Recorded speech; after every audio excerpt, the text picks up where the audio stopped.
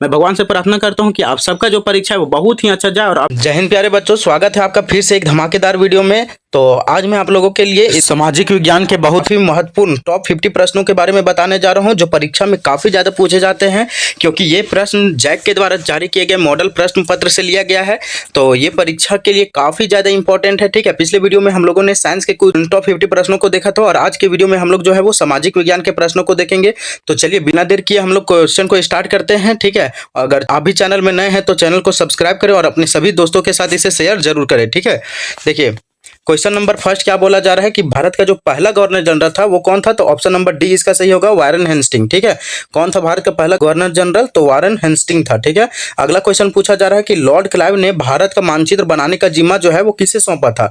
जो Lord Clive है वो भारत का मानचित्र बनाने का जिम्मा किसे सौंपा गया था? तो लॉर्ड कॉर्नवालिस को सौंपा गया था। ठीक है, किसे सौंपा था? लॉर्ड कॉर्नवालिस को सौंपा था। ऑप्शन नंबर सी इसका सही हो जाएगा। ठीक है, अगला क्वेश्चन है राज्य हड़प नीति किसने शुरू किया था? देखिए एक नीति लाया गया था अंग्रेजों के द्वारा राज्य को हड़पने का। ठीक है, तो उस नीति को जो है वो किसने शुरू किया था, इसी को पूछा जा रहा है। देखिए क्या पूछ रहा है कि राज हड़प नीति किसने शुरू किया था? ठीक है, राज हड़प नीति क्या है? सबसे पहले आपको पता होगा कि जब किसी राजा का कोई उत्तराधिकारी नहीं होता था, है ना, तो उसे क्या किया जाता था? अंग्रेजों के द्वारा जो है अपने शासनकाल में, मतलब अंग्रेज अपने साम्राज्य में क्या किया जाता था? उस राज्य को अपने में मिला दिया जाता था। ठीक है, और इसी के अंतर्गत जो है वो झांसी को जो है अपने राज्य में मिलाने के लिए मिलाया जाने का बात किया जा रहा था। और वो जो है वो मन्नू जो रानी लक्ष्मीबाई है उनके पुत्र को नहीं, जो उत्तराधिकारी नहीं मान रहे थे, इसीलिए जो है वो रानी लक्ष्मीबाई जो है उनसे युद्ध किए थे। ठीक है, तो क्वेश्चन यहाँ पे पूछा जा रहा है कि राज हड़प नीति किसने शुरू किया था? ठीक है, तो ये जो किसने शुरू किया था? तो लॉर्ड डलहौजी ने किया था। ऑप्शन नंबर 20 का सही हो जाएगा। किसने? लॉर्ड डलहौजी ने। अब क्वेश्चन यहाँ से पूछा जाएगा कब किया था? तो याद रखिएगा आप लोग 1848 ईस्वी में। कब किया था? 1848 ईस्वी में। अगला क्वेश्चन बोला जा रहा है कि इतिहास को सामान्यतः कितने कालखंडों में बांटा गया? ठीक है, तो इतिहास को कितने कालखंड में बांटा गया है? तो टोटल 3 कालखंड में बांटा गया है। कौन कौन? तो एक हो जाएगा आपका प्राचीन इतिहास। कौन सा इतिहास? प्राचीन इतिहास। ठीक है, उसके बाद एक होता है मध्य इतिहास, प्राचीन इतिहास, मध्यकालीन इतिहास, और एक हो जाएगा आधुनिक इतिहास। ठीक है, कौन सा? आधुनिक इतिहास। तो टोटल 3 कालखंड में बांटा गया इतिहास को। अगला क्वेश्चन पूछा जा रहा है कि फोर्ट विलियम किला किस शहर में बनाया गया था? जो फोर्ट विलियम किला है उसे किस शहर में बनाया गया था? तो इसे जो है वो आपको पता होगा कि ऑप्शन नंबर सी इसका सही हो जाएगा, मतलब कि कलकत्ता में बनाया गया था। ठीक है, फोर्ट विलियम किला किस शहर में बनाया गया था? तो कलकत्ता में बनाया गया था। अगला है टीपू सुल्तान जो है वो कहाँ का शासक था? जो टीपू सुल्तान थे, है ना, वो टीपू सुल्तान कहाँ शासक थे? तो वो मैसूर के शासक थे। टीपू सुल्तान कहाँ के शासक थे? मैसूर के। ऑप्शन नंबर सी इसका सही हो जाएगा। अगला क्वेश्चन है भारत में अंग्रेजों द्वारा किस फसल की खेती किसानों से जबरन कराई जाती थी? देखिए जबरन कौन सा खेती कराया जाता था? तो वो था नील का खेती। कौन सा खेती? नील का। क्यों? क्योंकि अंग्रेजों को उस समय नील से अच्छा खासा पैसा आ रहा था। ठीक है, लेकिन किसानों को इससे नुकसान होता था कि उसका जो भूमि है वो अगले 10 वर्षों तक क्या हो जाता था? बंजर हो जाता था। क्या हो जाता था? बंजर हो जाता था, मतलब उसमें किसी भी प्रकार के कोई भी फसल नहीं उगाया जाता। तो लोग जो है इसे उगाने के लिए मना करते थे, लेकिन अंग्रेज जो है वो जबरदस्ती जो है इसे उगाने के लिए बोलते थे, फोर्स करते थे। तो वो कौन सा था? नील की खेती। ठीक है, देखिए अगला क्वेश्चन पूछा जा रहा है कि कोल विद्रोह कब हुआ था? तो कोल विद्रोह जो है वो 1831 और 32 ईस्वी में हुआ था। ठीक है, अब कहाँ पे हुआ था? तो ये जो है वो छोटा नागपुर, जो कि अभी कहाँ पर है? तो हम लोग जहाँ पे है झारखंड में है ना, तो वहीं पे है। ठीक है, तो छोटा नागपुर में क्या हुआ था?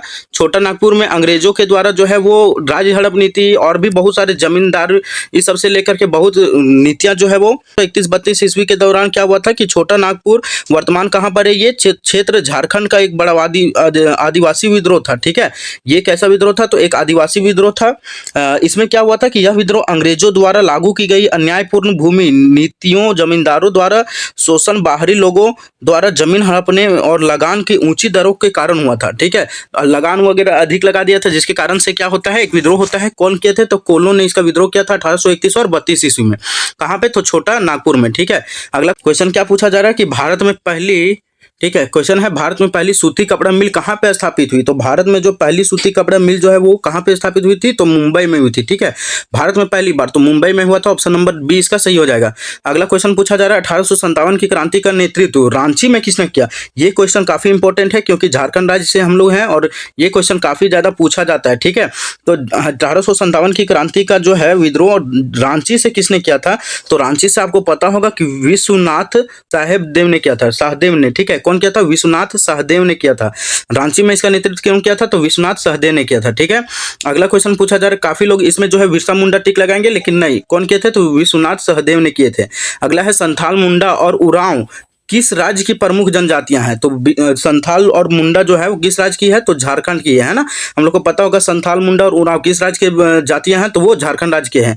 अगला क्वेश्चन है 1857 के विद्रोह का तत्कालीन कारण क्या था? जो 1857 की क्रांति हुआ था उसका तत्कालीन कारण क्या माना जाता है? तो उसका जो तत्कालीन कारण था, तत्कालीन मतलब कि कौन सा ऐसा कारण घटना घट गया था जिसके कारण से विद्रोह जो है तुरंत हो गया?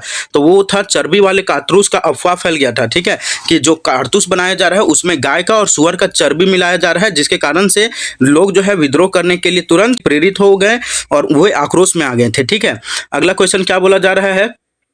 अगला क्वेश्चन है किस दस्तावेज को भारतीय शिक्षा का मेगा कार्टा कहा जाता है? ठीक है, किस दस्तावेज को भारतीय शिक्षा का जो है वो मेगा कार्टा कहा जाता है? तो वुड्स डिस्पैच को किसे कहा जाता है? वुड्स डिस्पैच को कहा जाता है। ठीक है, अगला क्वेश्चन है सती प्रथा को दूर करने का श्रेय किसको है? जो सती प्रथा है उसको दूर करने का जो श्रेय है वो किसे जाता है?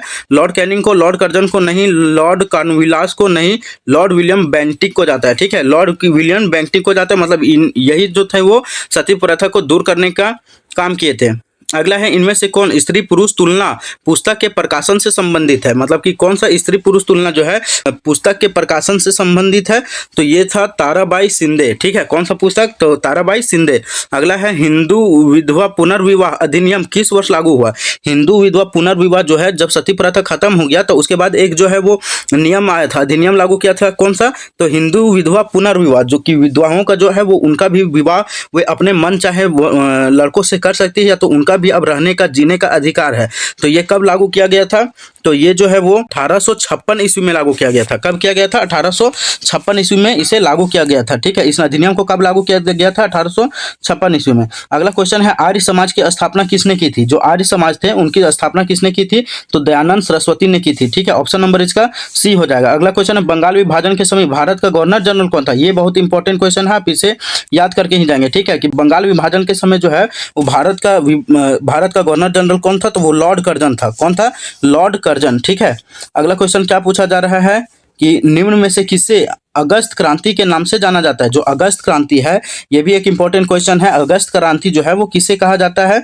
तो अगस्त क्रांति जो है वो भारत छोड़ो आंदोलन को कहा जाता है। ठीक है, क्यों? क्योंकि ये अगस्त 1942 ईस्वी में किया गया था। ठीक है, क्यों कहा जाता है? भारत छोड़ो आंदोलन को कहा जाता है। क्यों कहा जाता है? क्योंकि देखिए भारत छोड़ो आंदोलन जो है वो 9 अगस्त को हुआ था। ठीक है, कब हुआ था? 9 अगस्त 1942 ईस्वी को हुआ था, इसीलिए जो है इसे अगस्त आंदोलन भी कहा जाता है। ठीक है, पूरे भारतीयों के द्वारा, संपूर्ण भारतीयों के द्वारा इस आंदोलन को जो है वो किया गया था। और इसका नेतृत्व कौन कर रहे थे? तो गांधी जी और साथ ही साथ जितने भी बड़े नेता थे वो कर रहे थे। ठीक है, अगला क्वेश्चन है झारखंड के कौन से हॉकी खिलाड़ी भारत को ओलंपिक, विश्व कप में एशियाई खेल तीनों में पदक दिलाने वाले टीम के सदस्य रहे? कौन है? तो जयपाल सिंह मुंडा, माइकल किंडो, निक्की प्रधान या अजीत लकड़ा। ठीक है, तो इसे माइकल किंडो जो थे, है ना, ऑप्शन नंबर 20 का सही हो जाएगा माइकल किंडो। कौन? तो माइकल किंडो जो है वो भारत को रिप्रेजेंट किए थे और विश्व के एशियाई खेल में तीनों में जो है वो पदक जीतने वाले खिलाड़ी रहे। ठीक है, देखिए यहाँ से भूगोल का क्वेश्चन शुरू हो जाता है। चंद्रमा के दक्षिण ध्रुव पर पहुंचने वाला पहला देश कौन सा है? ठीक है, चंद्रमा के जो दक्षिण ध्रुव है वहां पे पहुंचने वाला पहला देश तो भारत है। ठीक है, कौन सा है? भारत है। ठीक है, तो भारत है। क्यों? क्योंकि देखिए 23 अगस्त को हाल ही में क्या हुआ था कि 23 अगस्त को जो है हमारा चंद्रयान 3 है ना, चंद्रयान 3 मिशन लॉन्च किया गया था और इसी के तहत जो है वो 23 अगस्त 2023 को क्या हुआ था कि भारत जो है वो दक्षिणी ध्रुव पर पहुंचने वाला भारत का एशिया मतलब विश्व का पहला देश बन गया था। ठीक है, तो ऑप्शन क्या हो जाएगा इसका? Option number C, Bharat. अगला क्वेश्चन क्या पूछा जा रहा है कि पवन चक्की किस प्रकार के संसाधन का उदाहरण है? जो पवन चक्की है वो किस प्रकार के संसाधन का उदाहरण है? तो ये है नवीकरणीय संसाधन। ठीक है, पवन चक्की क्या है? नवीकरणीय संसाधन, क्योंकि इसे फिर से बनाया जा सकता है। तो कोयला जो है वो किस प्रकार का संसाधन है? ऑप्शन है नवीकरणीय। नवीकरणीय संसाधन नहीं है क्योंकि इसे एक बार खत्म करने के बाद फिर से नहीं बनाया जा सकता है। चक्रीय भी नहीं है, अजैव नहीं है, जैव है। क्यों? इसे अजैव भी बोल सकते हैं लेकिन जैव इसलिए बोल रहे हैं क्योंकि देखिए इसका जो निर्माण है वो मृत कार्बनिक पदार्थों के लाखों वर्षों तक पृथ्वी के नीचे दबे रहने से हुआ। ठीक है, इसीलिए जो है इसे जैव संसाधन कहा जा सकता है। ठीक है, अगर यहाँ पे अनवीकरणीय का ऑप्शन रहता तो हम उसे अनवीकरणीय पानी को टिक लगाते, ठीक है। तो कोयला कैसा संसाधन है? जैव। इसका आंसर भी नीचे दिया हुआ है, जैव, ठीक है। अगला क्वेश्चन क्या बोला जा रहा है कि जिन संसाधनों का उपयोग किया जा रहा है, ठीक है, किया जा रहा हो तथा जिसकी मात्रा भी ज्ञात हो, वैसे संसाधन को क्या कहते हैं? मतलब वैसे संसाधन जिसे उपयोग में ला रहे हैं और जिसका उसे कौन सा संसाधन कहते हैं? तो उसे वास्तविक संसाधन कहते हैं। मतलब ऑप्शन नंबर 20 का क्या हो जाएगा? वास्तविक संसाधन, ठीक है। क्या कहेंगे? वास्तविक संसाधन कहेंगे, ठीक है। अगला नंबर क्वेश्चन क्या बोला जा रहा है कि देखिए, झारखंड में स्थित एकमात्र राष्ट्रीय उद्यान, ठीक है, झारखंड में स्थित एकमात्र राष्ट्रीय उद्यान बेतला नेशनल पार्क किस जिले में है? बेतला नेशनल पार्क वो किस जिला में स्थित है? तो वो लातेहार जिला में स्थित है, ठीक है। ऑप्शन नंबर सी इसका सही हो जाएगा, लातेहार जिला में। कहाँ पे? तो लातेहार जिला में, ठीक है। अगला क्वेश्चन क्या बोला जा रहा है कि भारत के अंतरिक्ष एजेंसी इसरो है ना द्वारा अभी हाल ही में कौन सा मिशन चंद्रयान पर सफलतापूर्वक भेजा गया? देखिए ऑप्शन इसका आंसर जो हम पहले भी बता चुके हैं, तो क्या हो जाएगा? चंद्रयान 3, ठीक है। कब भेजा गया था? 23 अगस्त 2023 को भेजा गया था। कब भेजा गया था? 23 अगस्त 2023 को। इससे पहले वीडियो में हम बताएं, ठीक है। अगला क्वेश्चन है पृथ्वी पर उपलब्ध कुल जल का कितना प्रतिशत पीने योग्य है? मतलब कि कुल जल है 70% है, ठीक है, 70% है, उसमें से पीने योग्य जल जो है वो कितना है? तो पीने योग्य जल जो है मात्र 2.7% है। अगर यहाँ पे 2.5 रहेगा वो भी सही होगा, ठीक है।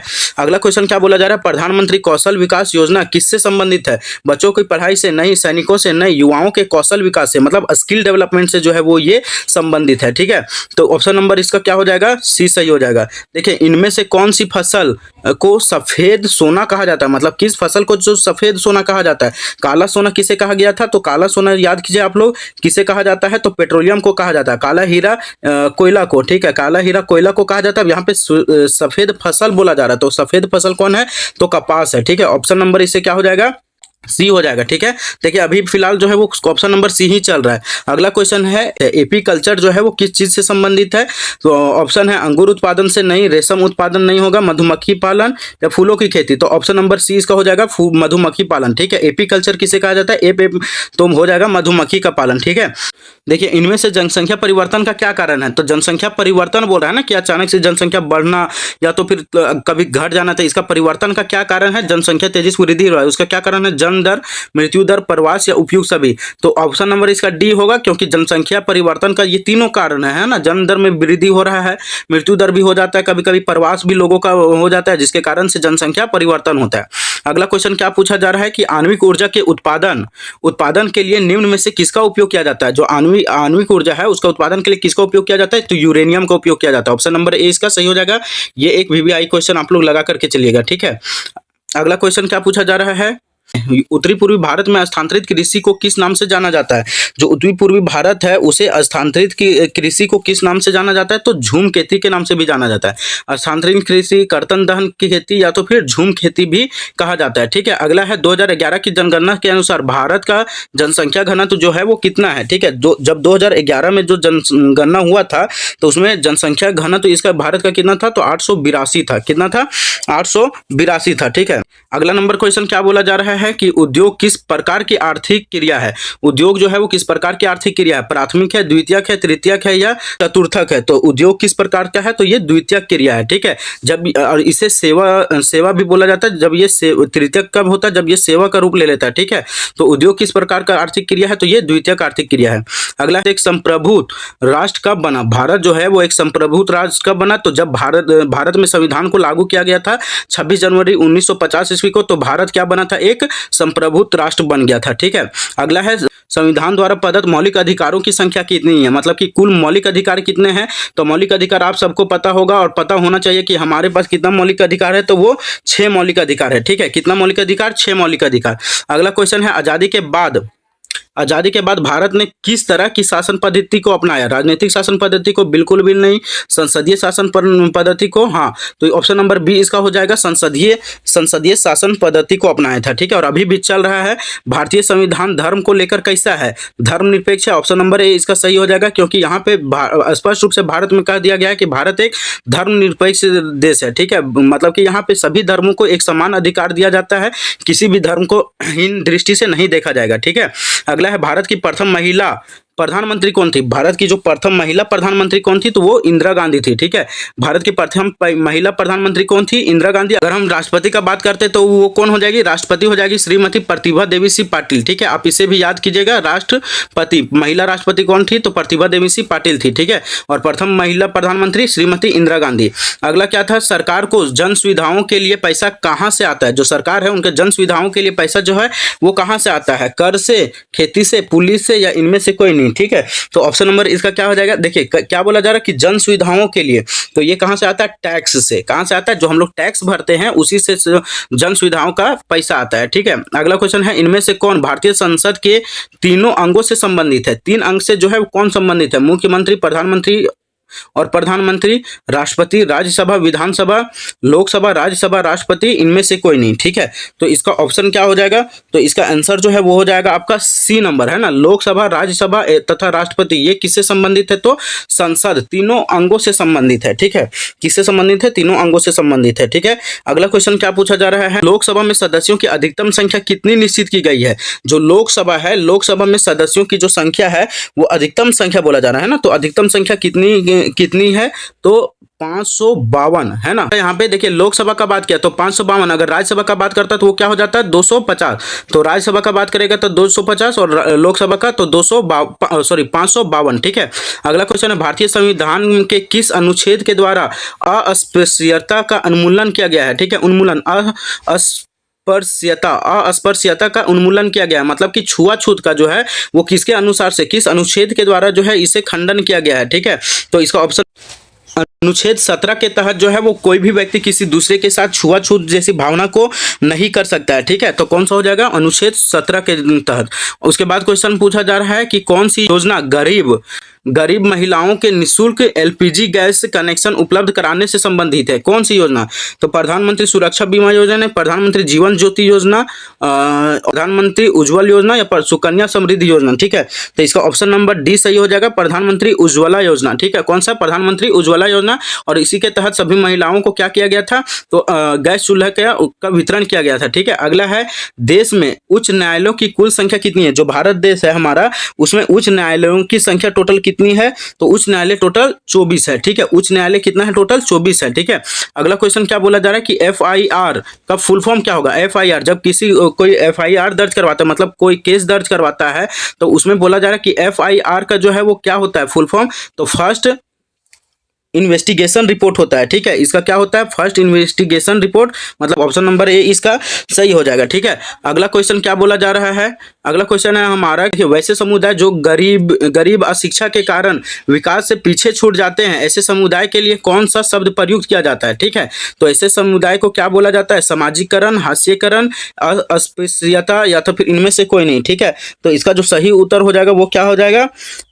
हास्यकरण। क्या हो जाएगा? हास्यकरण, कि धीरे धीरे वो जो है वो क्या हो गया? गरीबी के कारण, अशिक्षा के कारण पीछे चला गया, विकास नहीं हो पाया, तो उसे हास्यकरण कहा जाता है। ठीक है, अगला है, सरकार ने बच्चों से संबंधित समस्याओं की शिकायत के लिए एक हेल्पलाइन नंबर शुरू किया है। इस चाइल्ड हेल्पलाइन नंबर क्या है? जो बच्चों से संबंधित जो भी समस्या होती है उसके लिए एक हेल्पलाइन नंबर है शिकायत करने के लिए, और वो कौन सा नंबर है? तो 1098, मतलब कि 1098। ठीक है, इसे आप भी याद रखिएगा, ये परीक्षा के लिए भी इंपॉर्टेंट है और ऐसे भी नॉर्मली इंपॉर्टेंट है। ठीक है, अगला और आखिरी क्वेश्चन है, विश्व तंबाकू निषेध दिवस कब मनाया जाता है? विश्व तंबाकू निषेध दिवस कब मनाया जाता है? तो ये मनाया जाता है 31 मई को। कब मनाया जाता है? 31 मई को मनाया जाता है, मतलब 31 मई को विश्व तंबाकू निषेध दिवस मनाया जाता है। तो ये थे आज के टॉप 50 प्रश्न। ठीक है, जिसके परीक्षा में आने की काफी ज्यादा संभावना है।